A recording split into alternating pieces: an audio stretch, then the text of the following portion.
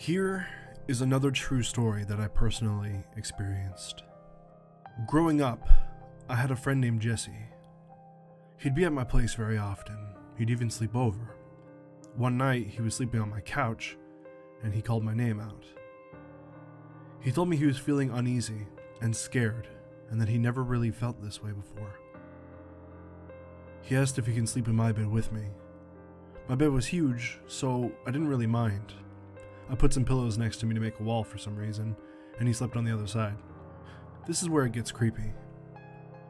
I had put up a shelf I made on my wall, but I did it poorly, and half of the shelf came out of the wall, so I secured it with duct tape.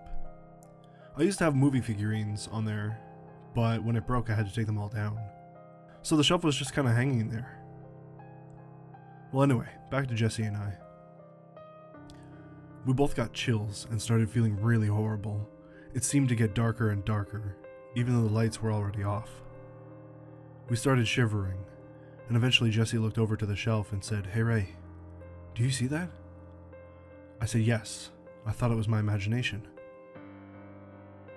There was a little girl sitting on the shelf, which would be impossible. The shelf couldn't even hold the 12-inch figure anymore. She had a faint white glow around her, and she looked pale. She turned her head and looked right in my eyes, and then Jesse and I both blacked out. The next morning we woke up on the floor on opposite sides of the bed. Neither of us knew what happened after we blacked out. I never found any records of a little girl dying in the place I lived, but it wasn't my imagination. Jesse saw it too. She was really there. She had to be a ghost.